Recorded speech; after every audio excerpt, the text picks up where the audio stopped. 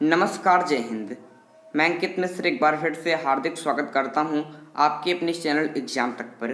दोस्तों, हिस्ट्री की 11वीं क्लास लेकर एक बार फिर से आप सबके समक्ष उपस्थित हूं और आज की क्लास में हम बलबन के बारे में कुछ ऐसे इंपॉर्टेंट फैक्ट पढ़ने वाले हैं जो परीक्षा में बार बार पूछे जाते हैं।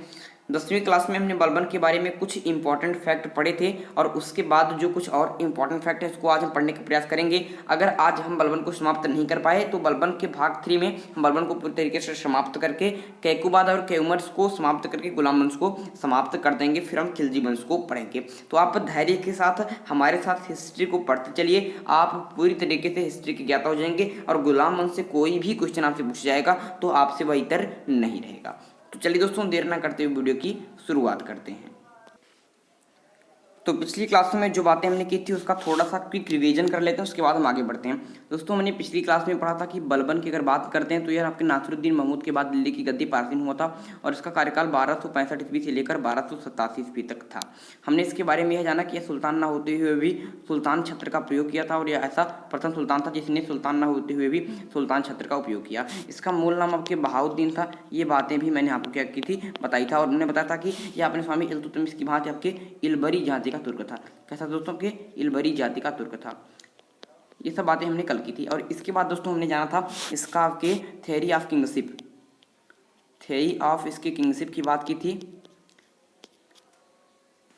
थियरी ऑफ किंगशिप की बात की थी, इसके राजत्व के आपके सिद्धांत की बात की थी और हमने बताया था कि इसके राजत्व के सिद्धांत को दैवीय राजत्व का सिद्धांत कहते हैं। क्या कहते हैं? आपके दैवीय राजत्व का सिद्धांत कहते हैं। और यह दोस्तों आपके दिल्ली सल्तनत का प्रथम ऐसा सुल्तान था जिसने अपने थियरी ऑफ किंगशिप की विस्तार पूर्वक चर्चा की। क्या की दोस्तों? आपके विस्तार पूर्वक चर्चा की। ये सब बातें हमने पिछले वीडियो में बताया था कि विस्तार पूर्वक चर्चा की, उसका थोड़ा सा क्विक रिवीजन है। और ये जो विस्तार पूर्वक आपके जो चर्चा है यह आपके बर्नी का एक पुस्तक है, आपके तारीख फिरोज शाही तारीखे फिरोज शाही। तो उनकी इस पुस्तक में एक आपके अध्याय है बसाया नाम का अध्याय।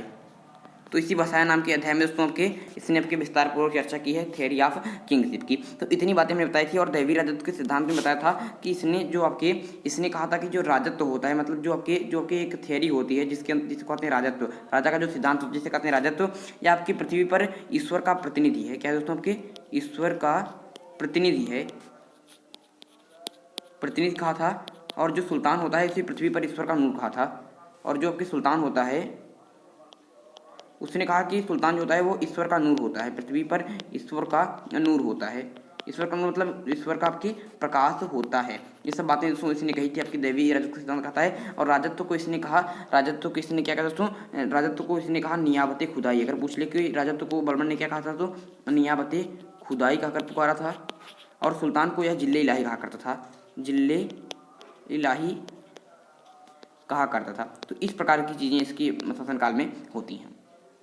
इतनी बातें हमने आपके कल के वीडियो में हमने की थी। अब यहाँ पर दोस्तों हम आगे बढ़ते हैं और आगे की तरफ बढ़ते हुए हम इसको समझने का प्रयास करते हैं कि यह वंश की कुलीनता पर बल देता था। क्या करता दोस्तों? यह आपके वंश की कुलीनता पर बल देता था। इस लाइन का अर्थ क्या है दोस्तों? यह वंश की कुलीनता पर बल देता था। कुलीनता का अर्थ सबसे पहले आपको पता होना चाहिए कि कुलीनता का अर्थ क्या बनता है। दोस्तों, कुलीनता का अर्थ होता है जो आपके पढ़े लिखे लोग होते हैं, जो आपके पढ़े लिखे लोग जो होते हैं उन्हें आपके कुलीन कहा जाता है। तो ये आपके जहाँ पर राज्य में जितने भी लोग रहें वह एक प्रकार के कुलीन लोग रहें, वो एक प्रकार के पढ़े लिखे लोग रहें, इस पर यह बल देता था। क्या देता दोस्तों? इस पर यह बल देता था। और यह क्या कहता था? इसका एक कथन परीक्षा में कई बार पूछ लिया जाता है और उस कथन को यहाँ पर मैं आज आपको बता रहा हूँ। और इस कथन को क्या रखेंगे दोस्तों आप लोग? इस कथन को आप लोग क्या रखेंगे? याद रखेंगे। तो बलबन कहा करता था कि मैं जब भी किसी साधारण व्यक्ति को देखता हूँ, इस कथन को याद रखिएगा, अपने नोटबुक में नोट करते चलिएगा। मैं जब भी किसी साधारण व्यक्ति को देखता हूँ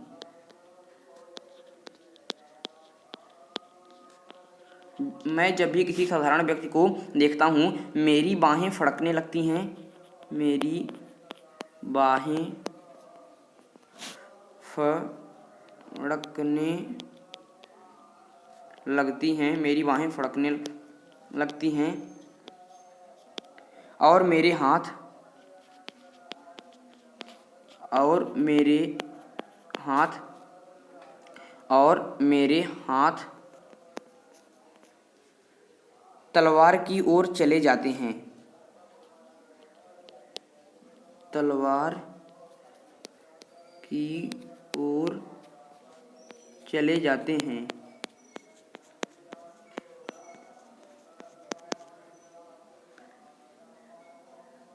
तो इतनी ये जो कथन था किसका था दोस्तों, आपके यह आपके बलबन का कथन हुआ करता था। किसका कथन था दोस्तों, आपके यह आपके बलबन का कथन था। तो इंपॉर्टेंट बात यह हो जाती है कि यह वंश की कुलीनता पर बल था कि जितने भी आपके राज्य में लोग रहे वह पढ़े लिखे लोग रहे, वह आपके एक उच्च कुल के व्यक्ति रहे। इसका अर्थ होता है आपके कुलीन। और यह कहता था कि जब भी किसी साधारण व्यक्ति को देखता हूँ जो पढ़ा लिखा ना हो, जो निम्न कुल का हो, उसको देखता हूँ तो मेरी बाहें फड़कने लगती हैं, मेरी जो इसकी जो बाह होती है वो फड़कने लगती है और मेरे हाथ तलवार की ओर चले जाते हैं। इसका कहने का अर्थ था कि मैं उसे तुरंत समाप्त कर दूं, ऐसा मेरा मन करने लगता है। तो किस प्रकार का यह व्यक्ति था उसको आप समझ सकते थे कि यह आपके किस प्रकार का व्यक्ति हुआ करता था। और ये कथन परीक्षा में कई बार पूछा जाता है कि ऐसा कथन पूर्व देकर कि मैं जब भी किसी साधारण व्यक्ति को देखता हूं तो मेरी बाहें फड़कने लगती हैं और मेरे हाथ तलवार की ओर चले जाते हैं। ऐसा कथन देकर पूछता है कि यह कथन किसका है, तो आप लोग क्या कहेंगे, यह कथन आपके बलबन का है। अब दोस्तों यहाँ पर आगे चलते हैं और कुछ इंपॉर्टेंट फैक्ट को जानते हैं। दोस्तों बात करते हैं बलबन की, बात करते हैं दोस्तों यहाँ पर किसकी बात करते हैं, आपके बलबन की। तो बलबन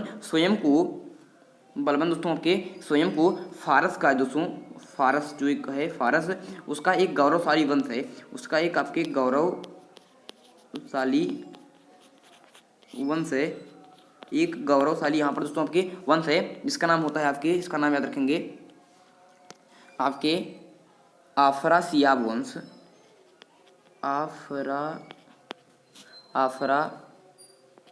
आफरासियाब वंश। तो बलबन स्वयं को फारस का एक गौरवशाली वंश है, फारस का एक गौरवशाली वंश है, इसका नाम होता है कि आफरासियाब वंश। और इसी का दोस्तों अपने आप को इसी से जोड़ता था, कहता कि मैं इसी वंश से हूँ। तो पहले तो कहता था कि आपके मैं कुलीनता पर यह बल देता था, कहता था कि जितने भी व्यक्ति रहें वो आपके उच्च कुल के रहें। और दूसरी बात यह कहता है कि मैं कौन हूँ, तो मैं एक आपके फारस का गौरवशाली वंश है आफरासियाब, उसका वंश हूँ। तो अगर पूछ ले कि दिल्ली सल्तनत का वह कौन सा शासक था जो स्वयं को फारस के गौरवशाली वंश आफरासियाब वंश से जोड़ता था, तो कहेंगे कौन था दोस्तों की बलबन था। इंपॉर्टेंट बात है, याद रखेंगे, इसके बारे में बहुत ही ज़्यादा इंपॉर्टेंट बातें हैं। तो यहाँ पर मैं आपको बताना चाहता हूँ एक इंपॉर्टेंट बात कि दिल्ली सल्तनत से एक इल्तुतमिश से बहुत सारे क्वेश्चन पूछ जाते हैं और एक बलबन से। तो इनके दोनों के बारे में काफ़ी डिटेल से हम लोग पढ़ रहे हैं और इन सारी चीज़ों को आप लोग याद रखना है। और सारे से भी क्वेश्चन पूछते हैं लेकिन सबसे ज़्यादा क्वेश्चन के इल्तुतमिश और बलबन से पूछते हैं। तो इल्तुतमिश को हमने 3 वीडियो समाप्त किया था और बलबन को भी हम 3 वीडियो में आपकी पढ़ेंगे। और जितनी चीज़ें पढ़ रहे हैं उसको आपको दोहराना अनिवार्य है। अब यहाँ पर दोस्तों आगे बढ़ते हैं, बलबन की बात करते हैं। तो बलबन ने अपने राजत्व को प्रभावशाली बनाने के लिए, जो बलबन था दोस्तों, जो आपके बलबन था इसका मूल नाम बहाउद्दीन है, समझिएगा, कई बार परीक्षा पूछा गया है। तो बलबन दोस्तों जो था इसका जो राजत्व है इसको प्रभावशाली बनाने हेतु, राजत्व को प्रभावशाली बनाने हेतु, राजत्व को प्रभावशाली बनाने के लिए फारस की रहन सहन की परंपराओं को बनाया था। क्या किया था दोस्तों इसने, फारस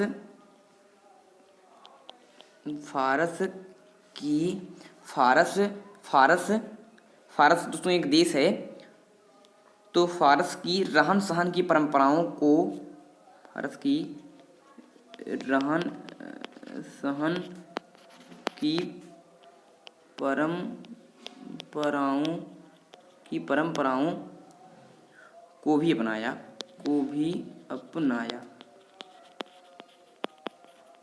तो इसका जो राजत्व रहे, इसका जो राजत्व रहे वह प्रभावशाली रहे, वह अट्रैक्टिव रहे, इसके लिए दोस्तों इसने क्या किया, फारस की जो रहन सहन की परंपराएं थी उसको भी क्या किया दोस्तों, इसने अपनाया। अगर क्वेश्चन पूछ ले कि दिल्ली सल्तनत को वह कौन सा व्यक्ति था जिसने अपनी राजत्व को प्रभावशाली बनाने हेतु आपकी फारस की रहन सहन की परंपराओं को अपनाया था, तो क्या कहेंगे, बलबन था। अगर ऐसा क्वेश्चन पूछ ले कि बलबन ने अपने राजत्व को प्रभावशाली बनाने हेतु कहाँ की रहन सहन की परंपराओं को अपनाया था, तो क्या कहेंगे, फारस की। दो प्रकार से क्वेश्चन आपसे पूछा जाएगा। अब यहाँ पर दोस्तों आगे बढ़ते हैं और यहाँ पर समझने का प्रयास करते हैं कि अपने आप को दोस्तों आपके फारस के रूप में जोड़ने के लिए इसने अपने जिसके जो पौत्रों का नाम था, पौत्रों, समझिएगा, जो पौत्रों का जो नाम है, पौत्रों का नाम, आपके पौत्रों का जो नाम रखा दोस्तों उसने क्या रखी कि फारसी परंपराओं के अनुसार रखा, फारसी परंपराओं के अनुसार रखा, परंपराओं के अनुसार। तो फारस से दोस्तों यह इतना प्रभावी हुआ करता था कि पहली बात तो क्या है कि दोस्तों आपके फारस के एक प्रभावशाली वंश आफरस या वंश को अपने से जोड़ा। दूसरी बात इसने क्या किया कि अपने राजत्व को प्रभावशाली बनाने हेतु क्या किया दोस्तों, इसने फारस की रहन सहन की परंपराओं को भी अपनाया और अब अपने आप को और फारसी बनाने हेतु, फारस से संबंधित करने हेतु अपने जो पौत्रों का नाम है, पुत्र के जो पुत्र होते हैं उन्हें कहते हैं पौत्र, अपने पौत्रों का नाम उसने क्या रखा कि फारसी परंपराओं के अनुसार रखा। फारस में जिस प्रकार के नाम रखे जाते थे बच्चों के, उसी प्रकार से इसने अपने पौत्रों के नाम रखा। कैसे नाम रखा दिखाते हैं। तो इसके तो एक पौत्र का नाम लिखा आपके कैकुबाद। क्या रखा आपके कैकुबाद, कैकुबाद, कै खुसरो, कै खुसरो, कै खुसरो, कै उमर्स। तो ये सब कौन से करते हैं इस प्रकार से दोस्तों इसने पौत्रों के नाम रखे अपने किसके अनुसार, आपके फारसी परंपराओं के अनुसार। समझ गए, बिल्कुल समझ गए। अब अपने आप को और देखिए, बलबन फारसी कितना अट्रैक्टिव था इसको आप समझने का प्रयास करते हैं। बलबन जो दरबारी साज सज्जा और मान मर्यादा थी इस पर काफी बल देता था। जो बलबन था दोस्तों, बलबन दोस्तों एक ऐसा शासक था कि यह आपके, बलबन एक ऐसा शासक था कि यह आपके दरबारी साज सज्जा, दरबारी साज सज्जा, साज सज्जा, दरबारी साज सज्जा और मान मर्यादा, और मान मर्यादा, और मान मर्यादा पर क्या करता दोस्तों, मान मर्यादा पर भी काफ़ी बल देता था, पर भी काफ़ी बल देता था, काफ़ी बल देता था, बल देता था। तो इंपॉर्टेंट बात यहाँ पर क्या बन जाती है कि जो बलबन साहब हैं, बलबन जो हैं ये आपके दरबार की जो साज सज्जा है और जो मान मर्यादा है इस पर काफ़ी बल देता था कि हमारा जो दरबार का मान मर्यादा है ये बनी रहे। तो इस प्रकार से आपके बलबन के बारे में क्या करेंगे, आप समझने का प्रयास करेंगे। बलबन किस प्रकार का व्यक्ति था इसको समझने का प्रयास करेंगे। अब यहाँ पर दोस्तों जानने का प्रयास करेंगे कि उसने अपने आदतों में भी परिवर्तन किया। जब ये दोस्तों सुल्तान बन जाता है गद्दी पर बैठने के बाद क्या किया दोस्तों, उसने अपनी आदतों में परिवर्तन किया। अपने सामाजिक सभाओं में होने वाले नृत्य संगीत, यहाँ पर समझने का प्रयास करते हैं कि अपने जो सामाजिक सभाएं हैं, सामाजिक जो सभाएं हुआ करती थी, सामाजिक सभाओं में क्या किया दोस्तों, सामाजिक सभाओं में। तो इस बात को समझने का प्रयास करेंगे कि गद्दी पर बैठने के बाद तो पहली बात क्या किया दोस्तों, यह अपने आदतों में काफ़ी परिवर्तन किया और अपनी सामाजिक जो सभाएं हुआ करती थी उसमें नृत्य संगीत मद्यपान, नृत्य संगीत मद्यपान,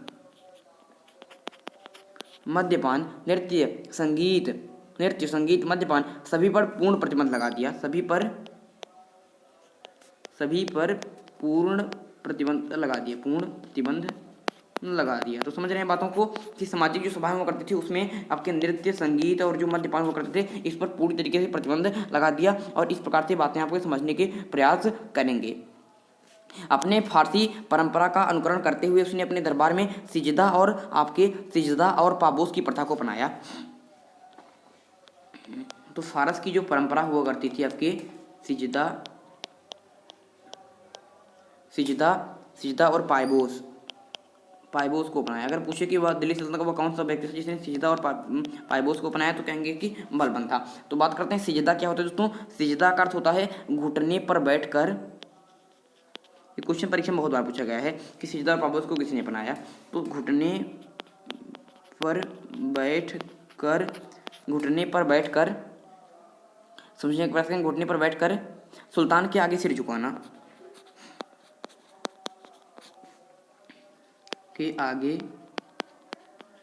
झुकाना, इसको कहते हैं हमके सिजदा। और पायबोस किसे कहते हैं, पेट के बल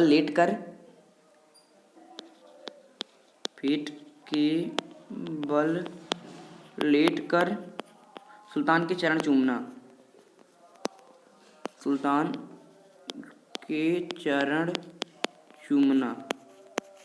इस प्रकार की दोनों प्रथाओं को किसने अपनाया था? आपके फारसी परंपराओं का अनुकरण करते हुए तो उसने सिजदा और पायबोस को अपनाया था। ये दो बातें भी आपके लिए क्या है, पूरी तरीके से इंपॉर्टेंट है और इसको क्या रखेंगे आप लोग, याद रखेंगे। बलबन की दोस्तों बात करते हैं तो बलबन आपकी एक और इम्पोर्टेंट बात है कि बलबन ने प्रसिद्ध ईरानी नववर्ष का त्यौहार, जो बलबन साहब हैं,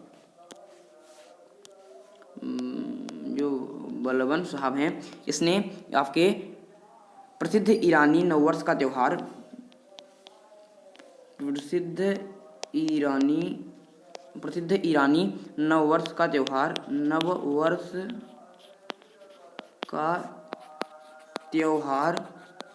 क्या कहते हैं आपके, नवरोज, इसे कहते हैं आपके नवरोज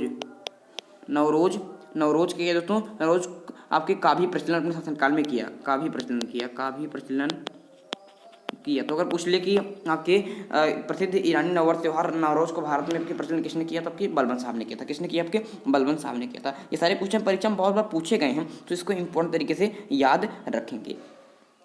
अब यहाँ पर दोस्तों समझने का प्रयास करेंगे एक और इम्पोर्टेंट बात, और उसके बाद जितनी बातें बच जाती हैं उसको हम नेक्स्ट वीडियो में पढ़ेंगे। बलबन दोस्तों आपके, जो बलबन एक व्यक्ति था, यह उसका जो विश्वास था जबकि सैनिक शक्ति में था, उसका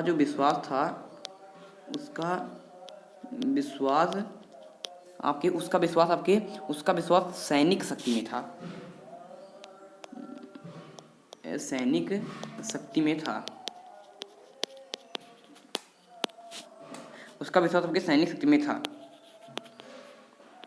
ये इम्पोर्टेंट बात है कि वो किस पर विश्वास करता था, कि अपने सैनिकों पर विश्वास किया करता था। और बलबन ने दोस्तों आपके policy of blood and iron को भी अपनाया। बलबन ने लौह एवं रक्त की नीति को भी अपने शासनकाल में आपके आधार बनाया था। और किस प्रकार से कुछ और इंपॉर्टेंट बातें रही, इसको हम नेक्स्ट वीडियो में पढ़ेंगे। आज के वीडियो में जितनी बातें हमने पढ़ी हैं उसमें से 5 क्वेश्चन मैं आपसे आज पूछ रहा हूँ, और इन 5 क्वेश्चनों का आंसर आप लोग यहाँ पर देंगे।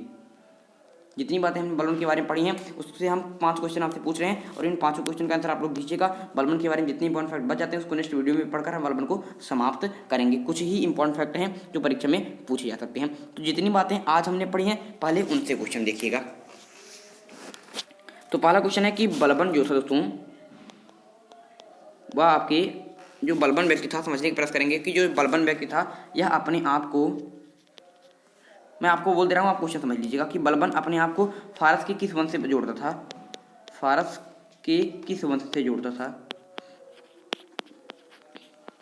पहला क्वेश्चन ये रहा कि बलबन अपने आप को आपके फारस के किस वंश से अपने आप को जोड़ता था। सेकंड क्वेश्चन आपसे ये रहा, सेकंड क्वेश्चन ये रहा कि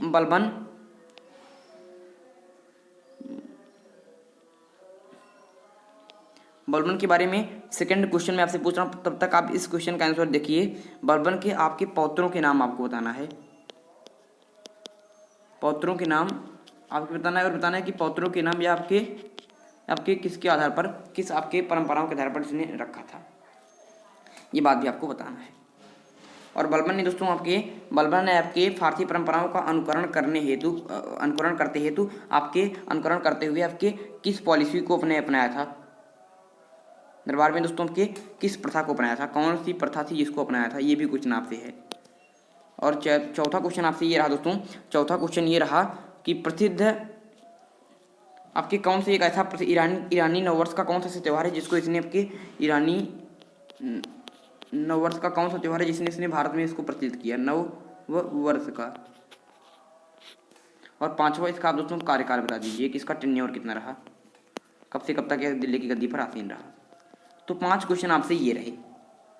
अब मैं जब भी आपसे पढ़ाऊंगा तो आपसे क्वेश्चन पूछूंगा जिससे आप लोग समझ सकें कि जितने क्वेश्चन हमने आज पढ़े हैं उनसे किस प्रकार के क्वेश्चन पूछे जा सकते हैं। कुछ क्वेश्चन आपसे और भी पूछे जा सकते हैं, लेकिन उसको अगर आज क्वेश्चन पूछूंगा तो आप डायरेक्टली बता देंगे कि किसने किया तो बलबन ने किया, किसने किया तो बलबन ने किया, इसलिए वो क्वेश्चन मैं आपसे नहीं पूछना। जो क्वेश्चन मैं मिक्स मिलाऊंगा तब आपसे पूछूंगा। तो आज की क्वेश्चन पहले रहे कि बलबन अपने आप को फारस के किस प्रसिद्ध वंश से जोड़ता था।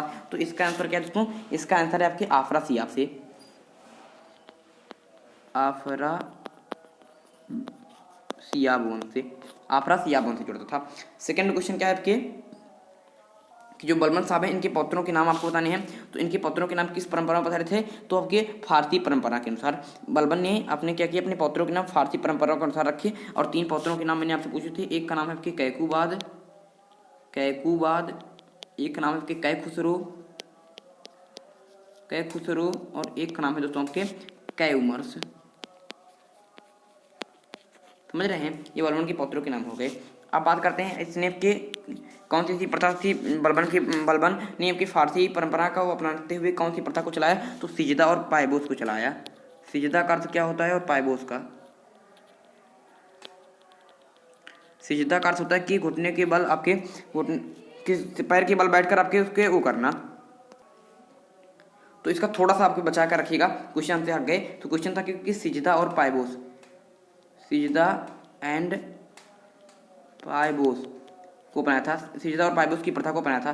सिजदा का अर्थ क्या होता है? तो सिजदा का अर्थ होता है, सिजदा का अर्थ बनता है घुटने के बल बैठकर सुल्तान के आगे सिर झुकाना, और पायबोस का अर्थ बनता है सुल्तान के चरण को चूमना। और एक क्वेश्चन हमसे मैंने आपसे 5वां क्वेश्चन पूछा था इसके टेन्योर के बारे में, और इसका जो टेन्योर है दोस्तों आपके कब से कब तक है, तो आपके 1265 से लेकर आपके 1287 तक है। कितने तक है आपके?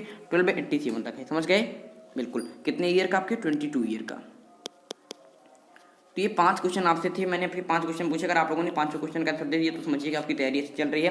तो इन सारे क्वेश्चन को आपको जवाब दे दिया है। बलबन के बारे में जितने इंपॉर्टेंट फैक्ट बच जाते हैं उसको हम नेक्स्ट वीडियो में पढ़ेंगे। अगर आपको यह वीडियो अच्छा लगा हो तो वीडियो को लाइक अवश्य कर लीजिएगा, चैनल को सब्सक्राइब भी अवश्य कर लीजिएगा, क्योंकि यहाँ पर इसी प्रकार के वीडियो आपको मिलते रहते हैं। यहाँ पर दोस्तों मैं आपको बता देना चाहता हूँ कि बलबन को हम 3 वीडियो में समाप्त करने के बाद एक वीडियो में कैकुबाद और कैमर्स को समाप्त करके एक गुलाम वंश को समाप्त करेंगे। उसके बाद खिलजी वंश को पढ़ेंगे।